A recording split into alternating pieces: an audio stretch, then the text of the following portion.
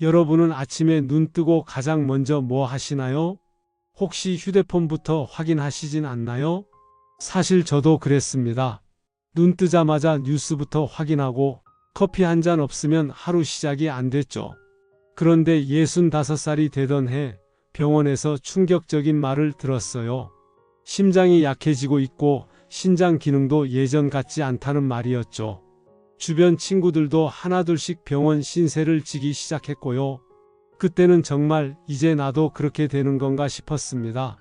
그런데 우연히 참석한 건강 세미나에서 한 의사 선생님이 이렇게 말하더군요. 하루 중 수명을 결정짓는 시간은 눈 뜨고 첫 1시간입니다. 처음엔 믿기지 않았어요. 하지만 지금 93이 된 저는 여전히 혼자 생활하며 운전도 하고 주 3회 봉사 활동까지 합니다. 무엇이 달라졌냐고요? 딱 하나입니다. 그때부터 아침 루틴을 완전히 바꿨거든요. 혹시 지금 이 영상을 보고 계신 여러분, 오늘 아침엔 어떤 선택을 하셨나요? 그럼 사연을 통해 자세히 알아보겠습니다. 잠깐 좋아요와 구독을 눌러주시면 채널 제작에 많은 도움이 됩니다. 서울 종로구 낡은 한옥마을, 이른 새벽 5시 반. 72세의 김순희 할머니가 눈을 떴습니다. 어젯밤에도 새벽 2시까지 뒤척이다 겨우 잠든 몸은 여전히 무겁고 무릎 관절은 아침마다 찌릿찌릿 아팠어요. 순희 할머니는 한숨을 내쉬며 침대 옆 탁자에서 휴대폰을 집어 들었습니다. 아이고, 또 새벽부터 온 문자들이 이렇게나 많네. 딸에게서 온 걱정스러운 안부 문자, 동네 부녀의 단체 채팅방에 끝없는 알림들. 순희 할머니는 눈을 비비며 하나씩 확인하기 시작했어요. 어느새 1시간이 훌쩍 지나갔습니다. 7시가 되어서야 겨우 침대에서 일어난 순희 할머니의 몸은 더욱 뻣뻣해져 있었어요. 같은 시각 서울 성북구 아파트 단지 68세의 이정호 아저씨도 비슷한 아침을 맞고 있었습니다. 심장이 불규칙하게 뛰는 부정맥 때문에 밤새 몇 번씩 깨어났던 정호 아저씨는 스마트폰 알람이 울리자마자 본능적으로 뉴스 애플리케이션을 켰어요. 어휴, 세상이 왜 이렇게 시끄럽지? 정치 뉴스, 경제 뉴스, 사건 사고 소식들이 끝없이 쏟아졌습니다. 정호 아저씨의 심장은 더욱 빨리 뛰기 시작했어요. 혈압도 서서히 올라가는 게 느껴졌습니다. 이미 1시간이 흘렀지만 침대에서 일어날 엄두가 나지 않았어요. 인천 부평구 다세대주택 2층 70세의 최영식 아저씨는 새벽 4시에 잠에서 깼습니다. 불면증이 시작된 지 벌써 3년째였어요. 영식 아저씨는 거실로 나와 텔레비전을 켰습니다. 새벽 재방송 드라마가 나오고 있었어요. 잠도 안 오는데 뭐라도 봐야지. 하지만 드라마 속 인물들의 목소리는 머릿속으로 들어오지 않았습니다. 그저 시간만 흘러갔어요. 어느새 아침 7시 영식 아저씨는 소파에서 꾸벅꾸벅 졸고 있었습니다. 경기도 수원시 영통구 아파트. 67세의 이정순 할머니는 관절염으로 인한 통증 때문에 새벽 5시에 깨어났어요. 무릎과 어깨가 쑤시고 아팠습니다. 정순 할머니는 침대에 누운 채로 스마트폰을 켜고 동영상을 보기 시작했어요. 관절염에 좋다는 운동이 이렇게나 많네? 유튜브에서 관절염 운동법, 건강 정보들을 찾아보기 시작했습니다. 하지만 정작 몸을 움직이지는 않고 누워서 영상만 시청했어요. 1시간, 2시간이 흘러갔습니다. 이 모든 사람들이 모르고 있는 것이 하나 있었습니다. 바로 그들이 무심코 보내고 있는 아침 첫 1시간이 그들의 수명을 좌우하고 있다는 사실이었어요. 서울대학교 의과대학 노인의학과 연구실 박민수 교수는 지난 10년간 아침 습관과 장수의 상관관계를 연구해 왔습니다. 그의 연구 결과는 충격적이었어요. 아침에 눈을 뜨고 첫 1시간의 활동 패턴이 그 사람의 뇌 건강, 심장 건강, 심지어 세포 노화 속도까지 결정짓습니다. 박 교수의 연구팀이 전국 90세 이상 장수자 2,000명을 대상으로 조사한 결과 이들 대부분은 아침 첫 1시간을 완전히 다르게 보내고 있었어요. 휴대폰을 보거나 텔레비전을 켜는 대신 7가지 특별한 루틴을 실천하고 있었던 것입니다. 놀라운 것은 이 습관들이 복잡하거나 어려운 것이 아니라는 점입니다. 누구나 할 수 있는 단순한 것들이에요. 하지만 그 효과는 가장 비싼 건강기능식품보다도 강력했습니다. 박 교수는 연구 자료를 정리하며 중얼거렸어요. 그의 책상 위에는 장수자들의 아침 루틴을 기록한 두꺼운 파일들이 쌓여 있었습니다. 한편 순이 할머니는 여전히 침대에서 휴대폰을 들여다보고 있었어요. 어느새 오전 9시가 되었습니다. 몸은 더욱 뻣뻣해졌고 머리는 무거웠어요. 정호 아저씨도 마찬가지였습니다. 뉴스를 보느라 시간을 보낸 후 일어난 몸은 더욱 피곤했어요. 왜 이렇게 매일 아침이 힘들지? 이들이 모르고 있는 것은 바로 몇 킬로미터 떨어진 곳에서 93살의 한복순 할머니가 완전히 다른 아침을 보내고 있다는 사실이었습니다. 복순 할머니는 새벽 5시 반에 일어나 물 한 잔을 마시고 창문을 열어 아침 햇빛을 쬐며 가벼운 스트레칭을 했어요. 그리고 감사 인사를 나누며 하루를 시작했습니다. 이 7가지 습관이 뭔지 알게 되면 여러분의 인생이 완전히 달라질 거예요. 박 교수의 연구실에서 울린 전화벨 소리가 이 이야기의 시작을 알리고 있었습니다. 박민수 교수의 연구실로 걸려온 전화는 놀라운 소식을 전해왔습니다. 전화를 건 사람은 93살의 한복순 할머니였어요. 교수님, 제가 참여했던 그 연구 말이에요. 제 이야기를 더 많은 사람들에게 들려주고 싶어요. 복순 할머니의 목소리는 또렷하고 힘이 있었습니다. 박 교수는 깜짝 놀랐어요. 복순 할머니가 직접 전화를 걸어온 것도 놀라웠지만 그보다 더 놀라운 것은 할머니의 변화된 모습이었습니다. 할머니, 혹시 지금 혼자 계신 거예요? 그럼요. 아침에 일어나서 물도 마시고 햇볕도 쬐고 가벼운 체조도 했어요. 그리고 이웃집 할머니한테 안부 인사도 드리고 왔답니다. 박 교수는 자료를 뒤적거렸어요. 복순 할머니의 과거 기록을 확인했습니다. 불과 3년 전만 해도 복순 할머니는 심각한 건강 문제를 앓고 있었어요. 혈압이 높았고 당뇨 수치도 위험 수준이었습니다. 무엇보다 심한 우울증으로 인해 집에서 나오지 못했었거든요. 할머니, 정말 신기해요. 어떻게 이렇게 변하신 거예요? 아침 습관을 바꿨거든요. 교수님이 알려주신 그 7가지 말이에요. 같은 시각 인천 부평구에서는 최영식 아저씨에게도 변화가 일어나고 있었습니다. 3년간 시달렸던 불면증이 서서히 개선되기 시작한 것이었어요. 영식 아저씨는 한 달 전부터 아침 습관을 바꿨습니다. 새벽 5시 반에 일어나 텔레비전을 켜는 대신 베란다로 나가 아침 햇빛을 쬐기 시작했어요. 처음에는 10분도 견디기 힘들었습니다. 하지만 점차 익숙해졌고 신기하게도 밤에 잠이 오기 시작했어요. 여보, 어젯밤에 코 고는 소리 들었어요? 아내 민정 씨가 신기하다는 듯 물었습니다. 그랬나? 난 모르겠는데. 3년 만에 처음으로 깊게 주무셨어요. 그것도 6시간이나요? 영식 아저씨는 스스로도 놀랐습니다. 몸이 한결 가벼워진 느낌이었어요. 혈압도 예전보다 안정되었습니다. 서울 종로구에서는 김순희 할머니에게도 기적 같은 일이 벌어지고 있었어요. 한 달 전 우연히 동네 보건소에서 박민수 교수의 건강 강연을 들었던 순희 할머니는 반신반의하며 아침 습관을 바꿔보기로 했습니다. 첫 번째 변화는 물 마시기였어요. 눈을 뜨자마자 휴대폰 대신 물 한 잔을 마시기 시작했습니다. 처음에는 별 차이를 느끼지 못했어요. 하지만 일주일 후부터 변화가 나타났습니다. 어머, 할머니 얼굴색이 많이 좋아지셨네요. 동네 슈퍼마켓 사장님이 말했어요. 순희 할머니는 거울을 보니 정말 그랬습니다. 피부가 한결 촉촉해 보였고 눈가에 다크서클도 옅어졌어요. 더 놀라운 변화는 병원 검사 결과에서 나타났습니다. 신장 기능 수치가 개선된 것이었어요. 담당 의사도 깜짝 놀랐습니다. 순희 할머니, 혹시 특별한 약이나 건강식품 드시는 거 있어요? 아니요, 그냥 아침에 물 한 잔씩 마시고 있을 뿐인데요. 의사는 고개를 갸웃거렸어요. 하지만 검사 수치는 거짓말하지 않았습니다. 경기도 수원에서는 이정순 할머니의 변화가 가장 극적이었어요.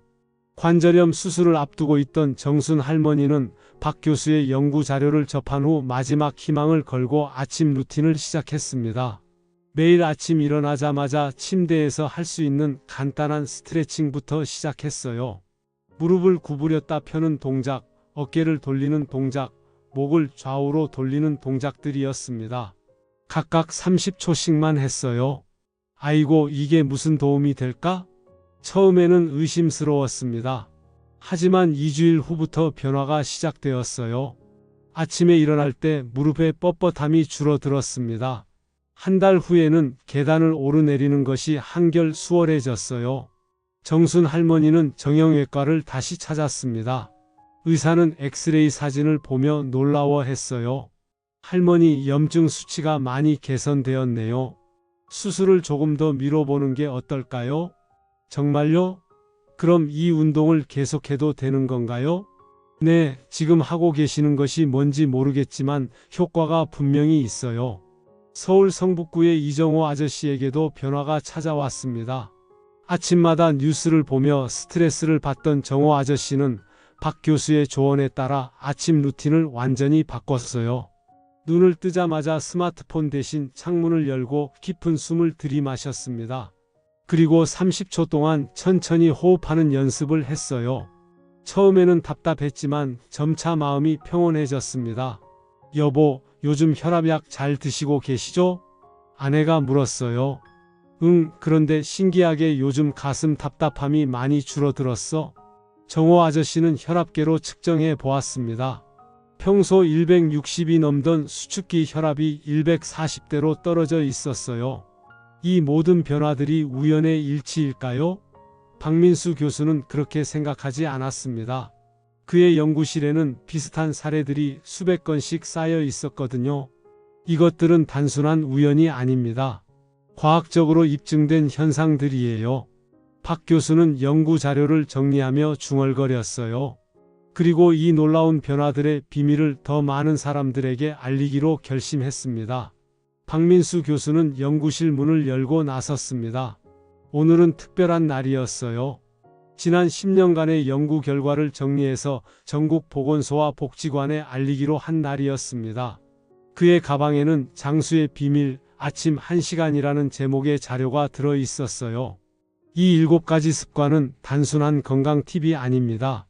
노화 자체를 되돌리는 시간표예요. 박 교수는 첫 번째 강연장인 종로구 보건소에 도착했습니다. 강연장에는 60대부터 80대까지 다양한 연령의 어르신들이 앉아 있었어요. 김순희 할머니도 그중 한 명이었습니다. 첫 번째 습관은 수분 섭취입니다. 박 교수가 칠판에 큰 글씨로 물 한 잔이라고 적었어요. 눈을 뜨자마자 마시는 물 한 잔이 심장과 신장을 깨웁니다. 밤사이 수분을 잃은 우리 몸은 아침에 가장 탈수된 상태예요. 이때 물 한 잔을 마시면 혈액순환이 활발해지고 신진대사가 시작됩니다. 순희 할머니는 고개를 끄덕였어요. 자신이 한 달 동안 실천해온 습관이었거든요. 두 번째는 자연광 노출입니다. 박 교수는 창문을 가리키며 말했어요. 아침 햇빛은 우리 몸의 생체 시계를 리셋합니다. 멜라토닌 분비를 조절하고 세로토닌 생성을 촉진해요. 이것이 바로 수면, 기억력, 면역력까지 관장하는 핵심 메커니즘입니다. 강연장 뒤편에 앉아있던 최영식 아저씨는 깜짝 놀랐어요. 자신이 우연히 시작한 베란다 햇빛 쬐기가 과학적 근거가 있는 일이었던 것입니다. 세 번째는 가벼운 움직임입니다. 박 교수는 간단한 스트레칭 동작을 시연했어요. 커피나 식사 전 단 5분간의 움직임이 관절 수명을 연장합니다. 밤사이 굳어진 근육과 관절을 서서히 깨우는 과정이에요. 격렬한 운동이 아니라 부드러운 스트레칭만으로도 충분합니다. 이정순 할머니는 자신의 무릎을 만져보았어요. 한 달 전과 비교해서 확실히 부드러워진 것을 느낄 수 있었습니다. 네 번째는 30초 호흡법입니다. 박 교수가 시계를 보며 말했어요. 깊고 느린 호흡은 자율신경계를 안정시킵니다. 교감신경의 흥분을 가라앉히고 부교감신경을 활성화시켜요. 이것이 바로 몸의 장수 모드 전환 신호를 보내는 것입니다. 이정호 아저씨는 무릎을 쳤어요.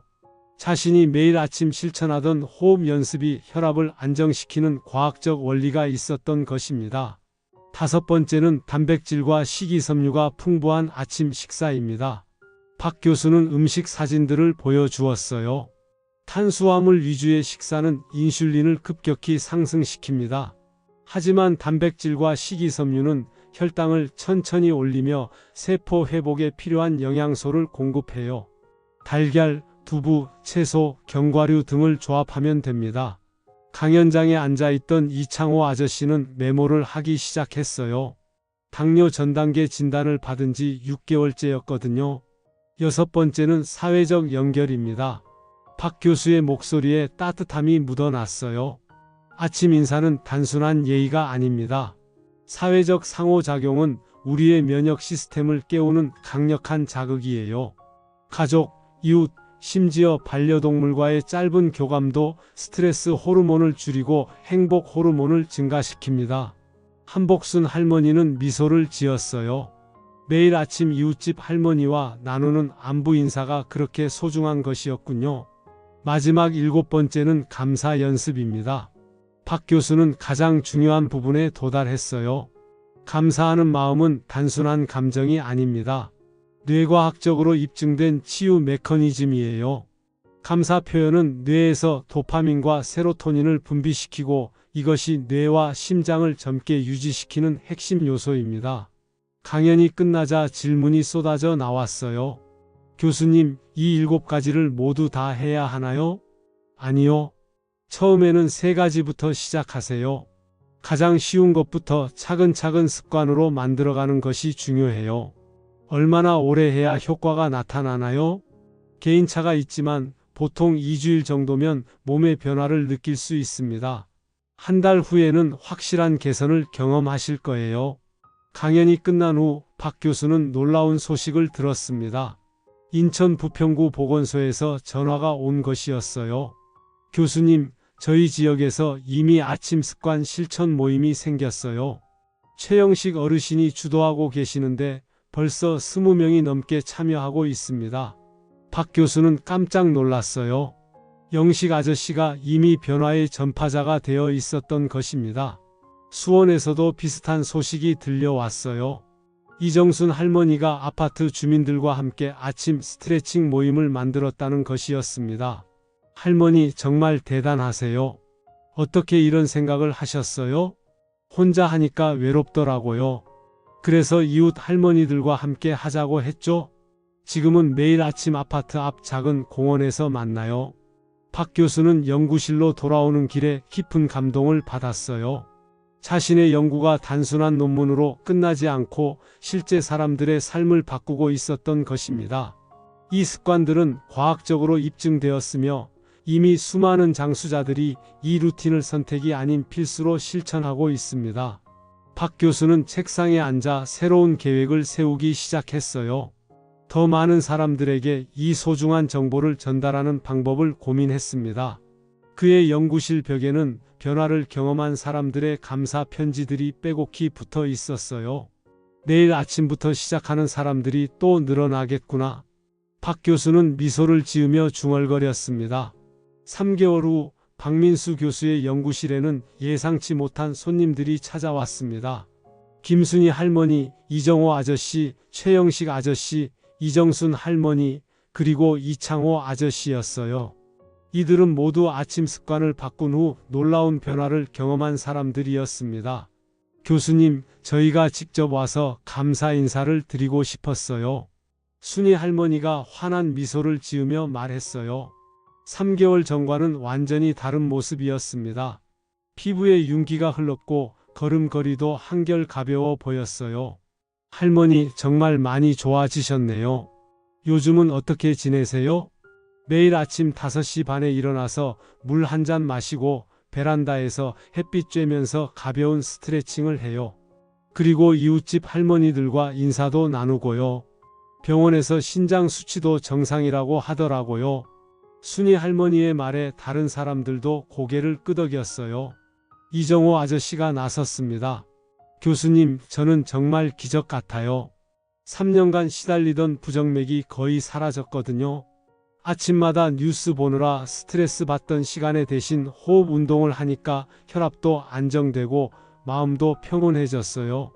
정호 아저씨는 주머니에서 혈압 수첩을 꺼내 보여주었어요. 예전에는 160을 넘나들던 수치가 이제는 130대로 안정되어 있었습니다.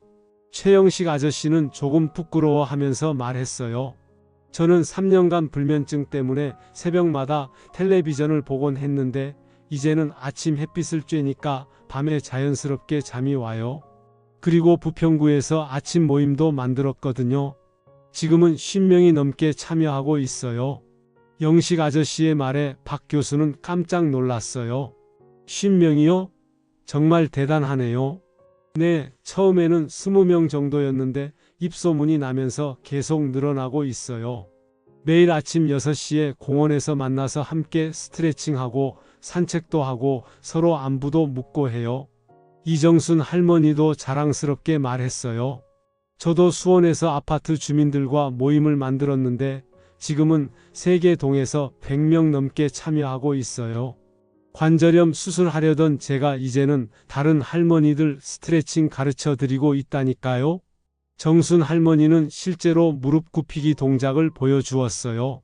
3개월 전과는 비교할 수 없을 정도로 부드러운 움직임이었습니다. 이창호 아저씨는 가장 극적인 변화를 보여주었어요.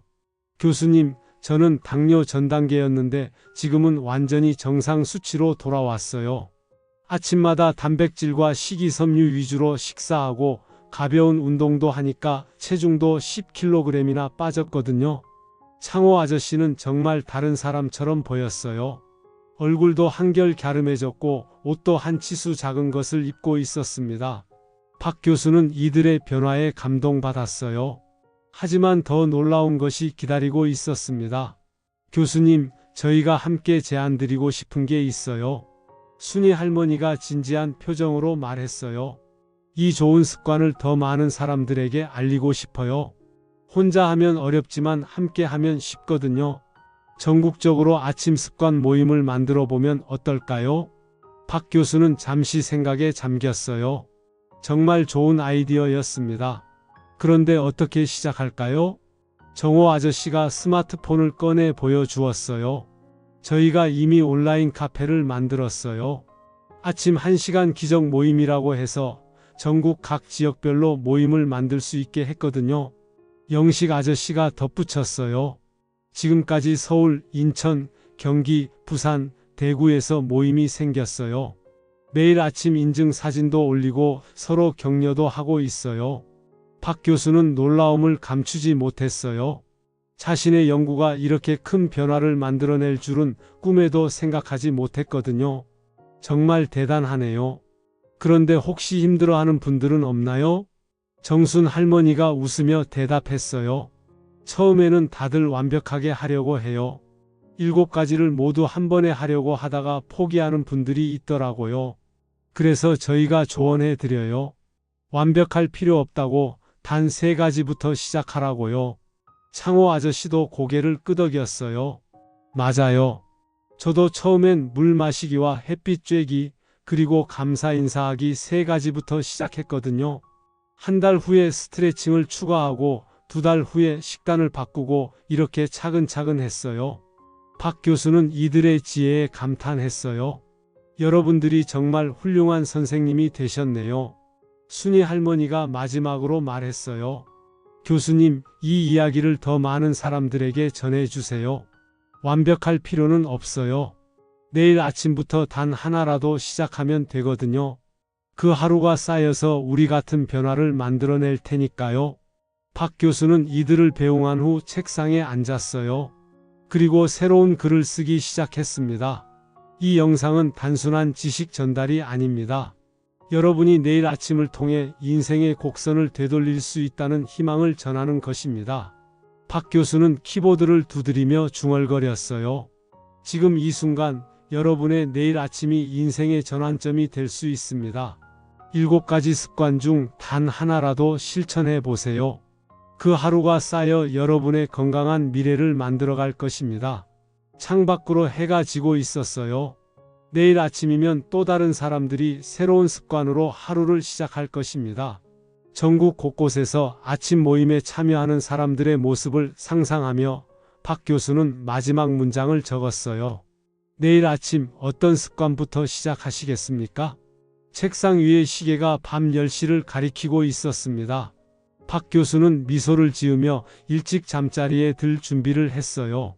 내일 아침 5시 반에 일어나 물 한 잔을 마시고 햇빛을 쬐며 새로운 하루를 시작하기 위해서였습니다. 여러분은 어떤 아침 습관을 실천하고 계신가요?